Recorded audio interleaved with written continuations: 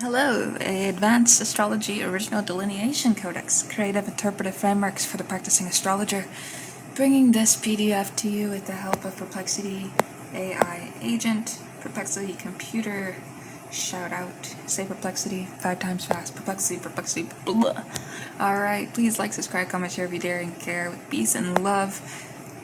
In this video, as I just said, this is a original delineation codex, AI enhanced. Before we get started with the actual contents, we'll just go into the sections.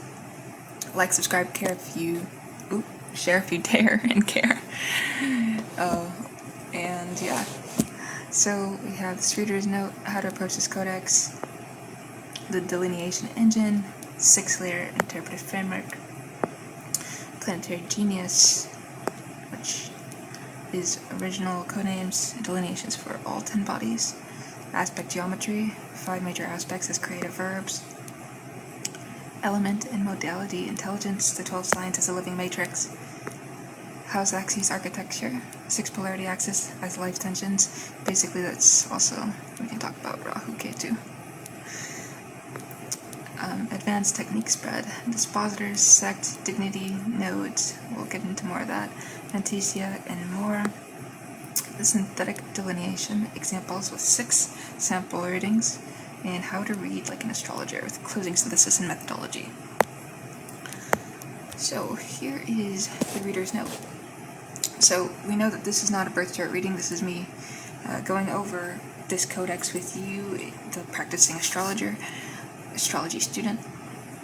So it's a codex of delineation techniques, creative metaphors, and analytical lenses designed for the practicing astrologer or the serious student. The interpretations within these pages are original, written to spark insight rather than to deliver doctrine. They're tools, not truths. Every astrologer eventually develops their own language for the chart, their own way of hearing what the planets are saying. This codex offers one such language. It is not the only language, and it is not the correct one. It is a creative framework that treats the birth chart as a living text, rather than a fixed set of meanings, and delineation as an act of interpretation, rather than decryption. So how to use this codex? Read it not as a reference manual, but as a creative prompt. When you encounter a planet in a chart, ask yourself what its codename suggests. When you see an aspect, consider it as a verb rather than a label. When you assess a house, think about the axis it sits on and the tension that axis represents. The goal is not to memorize these delineations, but to let them inspire your own. Okay. And then we see here the delineation engine itself. 6 interpretive layers that combine to produce a complete reading. So we see, of course, our dignity condition, how strong. We look at timing pressure, when it activates, as well as planet function, what energy, as well as sign style, how it expresses,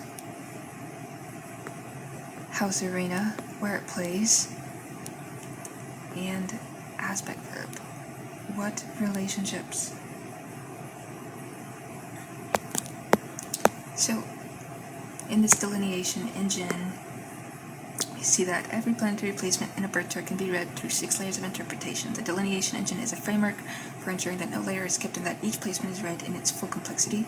The 6 layers are not sequential, they operate simultaneously, like instruments in an orchestra. So we see our layer, question, and what it reveals. For example, the planet function is what energy is at work, the fundamental nature of the force, what the planet represents. And sorry, it goes off the screen here, but we see a little bit. Okay, so sign style, how does it express, house arena, aspect verb, dignity condition, and timing pressure. So sign style, how does it express? And that's the flavor, the costume, the style through which the planet's energy is flowing. House arena, where does it play? The life domain, the stage, the arena of experience, okay, where energy is manifesting. Aspect verb, what is its relationship? How this planet interacts with the others, cooperation, tension, mirroring. Dignity condition, how strong is it? Whether the planet is comfortable and empowered or struggling. And timing pressure, when does it activate? When this placement becomes most relevant, whether it's via transit, progressions, etc. And now the art of layering. The genius of the delineation engine is layering, so beginner reads 1 layer at a time. We see Mars in Aries in the first house, and advanced astrology reads all 6 simultaneously. So the drive towards self-directed action, which is Mars, is expressed with pioneering immediacy, which is Aries, in the arena of selfhood and physical presence, the first house, squared by Saturn, tension between initiative and constraint. In domicile, Mars rules Aries at full power, activated by the Saturn return at age 29-30. So the reading is not 6 separate sentences, it is one synthesis. Like a paragraph. English was my favorite course in school. Never delineate a planet without considering all 6 layers. A planet in domicile with a square from Saturn is fundamentally different from the same planet in detriment with a trine from Jupiter. Even if the sign and house are identical, the layers interact. They do not simply add up.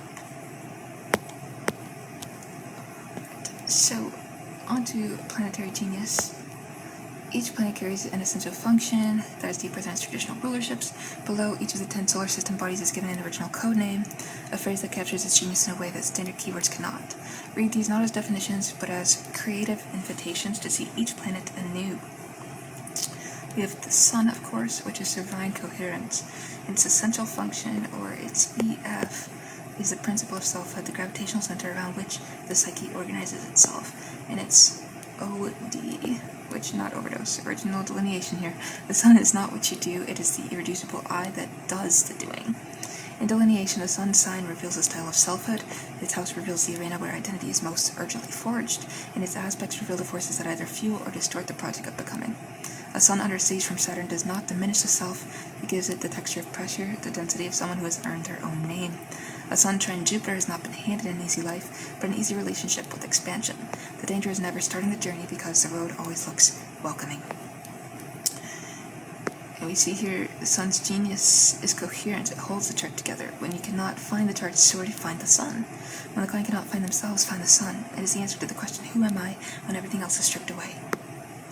Shadow is inflation, identification with a persona, inability to receive feedback, luminous tyranny of always needing to be seen, and delineation questions here. Where do you feel most authentically yourself? What would you do if no one was watching and you had nothing to prove?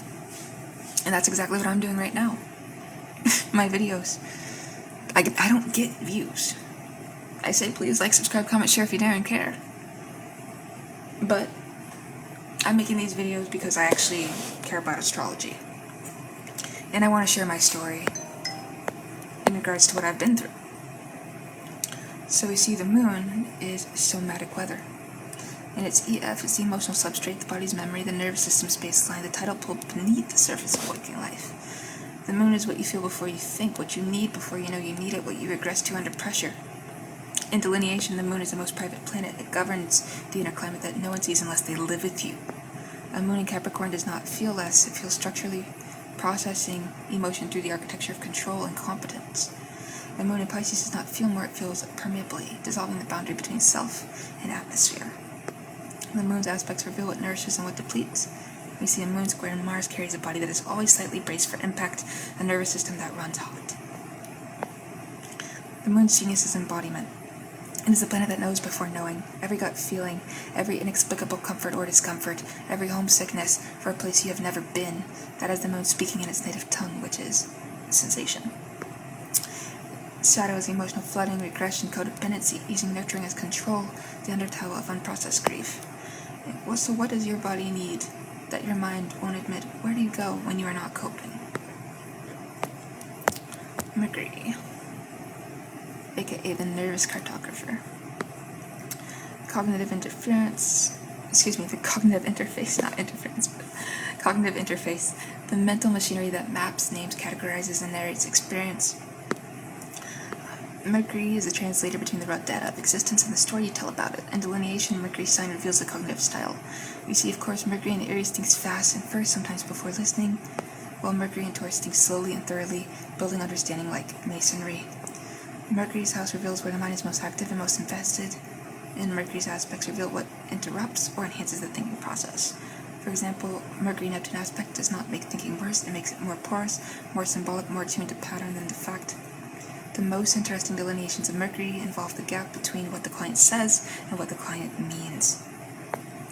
So Mercury's genius is translation. It converts the ineffable into the sayable. It is the planet of the writer, the therapist, the negotiator, anyone whose work depends on finding the precise word that bridges two inner worlds.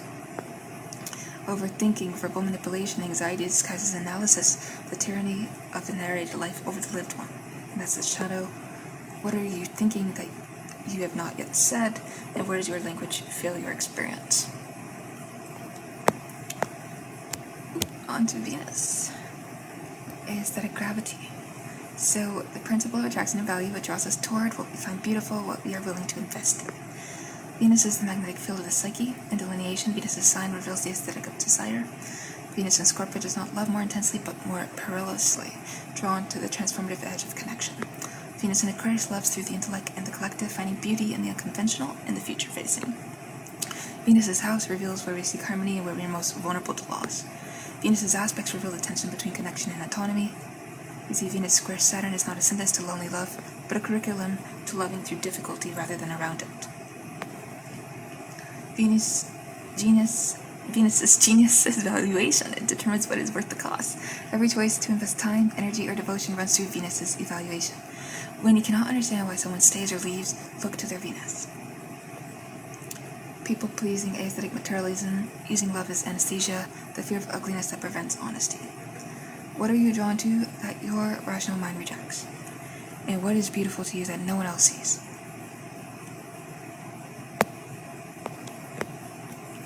Mars. Directed heat. The principle of drive and desire, the energy that initiates, pursues, defends, and cuts through. So, Mars is the engine of volition. In delineation, Mars' sign reveals the style of action. We see that Mars in Cancer does not lack courage, it fights for what it loves, channeling protective instinct into forward motion. Mars in Libra does not lack drive, it acts through relationship and negotiation, wielding the charm as a weapon. Mars' house reveals where the client's energy naturally flows and where conflict is most likely to ignite. Mars' aspects reveal what fuels the fire and what dampens it. So Mars trine Jupiter is an extraordinary combination for sustained, confident action, while Mars square Pluto is a forge, immense energy that must be consciously directed or it will operate destructively underground. Mars' genius is agency. It's the antidote to paralysis when the chart is stuck when the client is waiting for permission. Mars is the planet that says move. The question is never whether the energy exists, but whether it is aimed. Rage, impulsive destruction, competing instead of cooperating, the inability to rest without guilt. What do you want badly enough to fight for? Where is your anger trying to tell you something? Jupiter. Expansive faith. The principle of growth and meaning, the impulse to expand beyond boundaries, to trust, to find significance. Jupiter is the planet of more and beyond. Delineation, Jupiter's sign reveals what the client trusts in and where they see growth. So Jupiter in its home sign, Pisces, trusts the unseen and grows through surrender. Jupiter in Virgo trusts process and grows through refinement and service. Jupiter's house reveals where life tends to expand, where opportunities appear unbidden. Jupiter's aspects reveal what amplifies and what inflates. Jupiter conjunct Saturn is one of the great balancing aspects, pairing expansion with structure, faith with discipline, in a way that can build institutions and endure decades. Jupiter's genius is trust. It is the planet that says yes before the evidence arrives. Without Jupiter, we would never begin. The wisdom is knowing which yes to follow and which leads to overreach. Overextension, complacency, the assumption that growth is always good, and confusing faith with certainty. So where are you being called to expand? What would you do if you trusted the outcome? Instead of saying, no, it's not going to happen, no, it's not going to work. Put that trust in the universe and do the work. It'll happen. Saturn, architect of endurance, the principle of structure, limit, and mastery, the force that builds through constraint and matures through difficulty. Saturn is not the villain of the chart, it is the planet that makes things last. In delineation, Saturn's sign reveals what the client takes seriously and where they will encounter resistance that builds character. Saturn in Aries encounters resistance at the point of initiation, learning to act despite the fear. Saturn in Cancer encounters resistance at the point of emotional vulnerability, learning to build structures that protect rather than wall off. Saturn's house reveals the arena of life's most significant tests and most enduring achievements. Saturn's aspects reveal what constrains and what crystallizes. So Saturn's genius is mastery. It is the only planet that rewards time. Everything Saturn touches becomes stronger, denser, and more real. Saturn return is not a crisis, it is a graduation, the moment when the soul claims its own architecture. Fear disguises responsibility, rigidity, isolation, the prison of self-imposed limitation, depression as unprocessed structure. So what structure are you building that will outlast you? What limitation is actually your teacher? Uranus. or Promethean disruption, the principle of liberation and innovation, the electric current that breaks patterns and reveals new possibilities. Uranus is the planet of the unexpected, the insurgent, the breakthrough, and delineation. Uranus' sign is generational, describes the collective shift in consciousness, but its house and aspects are intensely personal. Uranus in the 4th house may manifest as a childhood of sudden changes or an unconventional relationship to home and belonging. Uranus aspecting Venus may electrify the love life with sudden attractions and equally sudden separations. The key to delineating Uranus is understanding that it does not destroy, it liberates. But liberation is always disorienting. Uranus' genius is awakening. It is the planet that sees what could be different. Every rebellion, every stroke of genius, every moment of I don't have to do it this way, that is Uranus breaking the circuit of the known. Instability for its own sake, rejecting the valuable along with the stale, the inability to sustain what is built. What pattern is ready to break? What freedom are you afraid of? Very important stuff we're going over here. I really hope that you're learning something. Neptune, dissolving horizon, the principle of transcendence and dissolution, the oceanic pull toward unity, imagination, and the erasure of boundaries. Neptune is the most subtle planet to delineate because its effects are often felt as absence rather than presence, a fog, a yearning, a sense that reality is not quite real. In delineation, Neptune's sign is generational, but its house reveals where the client is most prone to idealization, deception, and spiritual experience. Neptune in the 7th house may project perfection onto partners and then suffer disillusionment. Neptune in the 10th may struggle to define a clear career path while being drawn to public roles that involve healing, art, or spirituality. Neptune's aspects reveal what is dissolved and what is glimpsed through the dissolving. So Neptune's genius is vision. It is the planet that sees beyond every act of imagination, every moment of compassion that transcends self-interest, every experience of beauty that stops time. That is Neptune's gift. The mastery is in holding the vision without dissolving into it. Escapism, deception, self and other, addiction, the inability to distinguish vision from delusion, victimhood as identity. What are you idealizing that needs to be seen clearly? Where is your longing trying to lead you? Pluto. Alchemical forge. The principle of transformation and power, the deep tectonic force that destroys what is false and resurrects what is real. So Pluto is a planet of what cannot be superficially addressed. In delineation, Pluto's house reveals where the client will undergo the most profound transformation, often through experiences of loss, power, intensity, and rebirth. You see that Pluto in the 1st is a life lived at the edge of identity, constantly shedding skins, while Pluto in the 4th is ancestral work, excavating family patterns that run deeper than memory. Pluto's aspects reveal what is being composted and what is being reborn. Pluto is never easy to delineate because it operates in the dark. The client may not recognize the transformation until years later, looking back at who they used to be. Pluto's genius is truth. It is the planet that cannot be lied to. Every superficiality is eventually stripped away. Every false identity is eventually composted. What remains after Pluto's passage is what was actually real, and it is always stronger than what was there before. Hallelujah. Speaking of my shadow self, control, manipulation, obsession, the use of power over others, the belief that destruction equals transformation. What is dying in your life that you are refusing to mourn? What power are you afraid to claim? Aspect geometry. So aspects are not labels, they are verbs. Every and each aspect describes a specific mode of relationship between two planetary energies. Rather than asking, is this aspect good or bad, the advanced astrologer asks, what kind of relationship does this aspect create? The 5 major aspects below are framed as creative verbs that capture the essential dynamic of each geometric relationship. And we see that 5 major aspects as geometric relationships and creative verbs.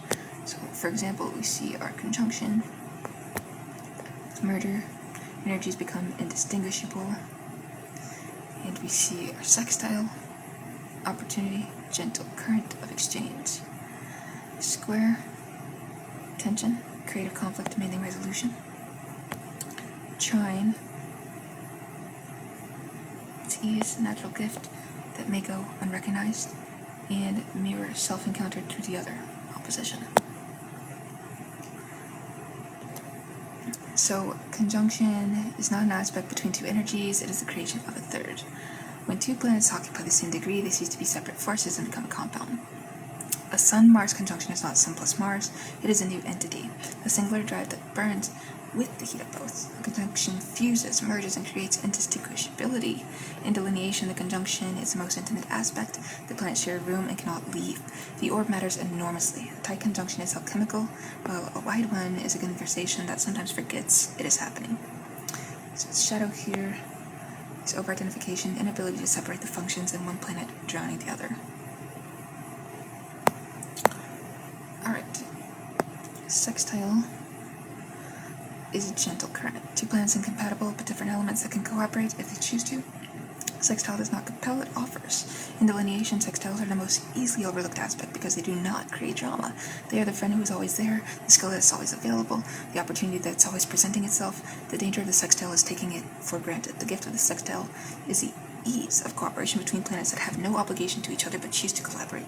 And its shadow here is complacency, untapped potential, the ease that is never converted into achievement. Square is an aspect of creative conflict. Two planets at right angles are in different elements and different modalities. They have nothing in common and cannot ignore each other. Square is friction, and friction generates heat, and heat transforms. In delineation, squares are where character is built. A chart with many squares is not cursed, it is tempered. The client with strong squares will not have an easy life, but they will have a deep one. The square does not resolve, it integrates, and integration is the lifelong work of becoming whole rather than comfortable.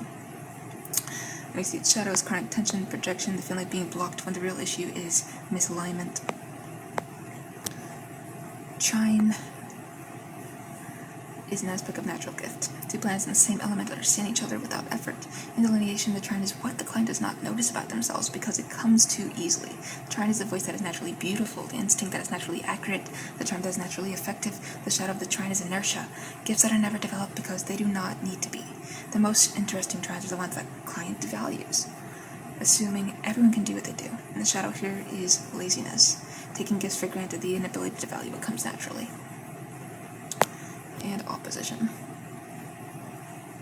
It's an aspect of the encounter with the other. Two planets on opposite sides of the chart are in the same modality but complementary elements.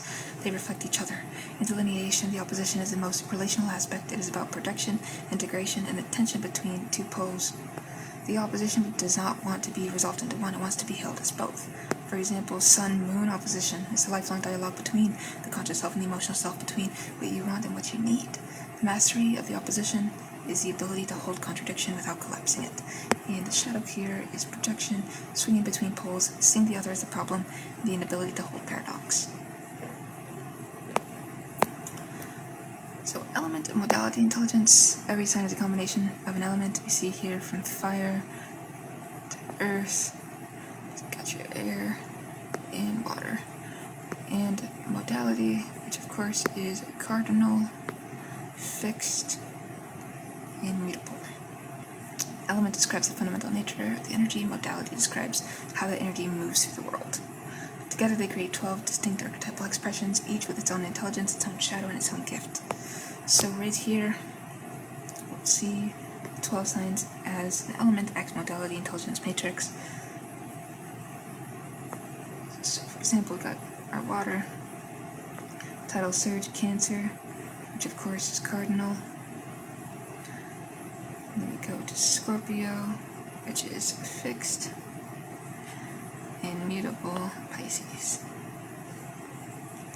So for example, fire, cardinal, Aries, initiating spark, fixed, steady flame, Leo, spreading wildfire, Sagittarius, mutable.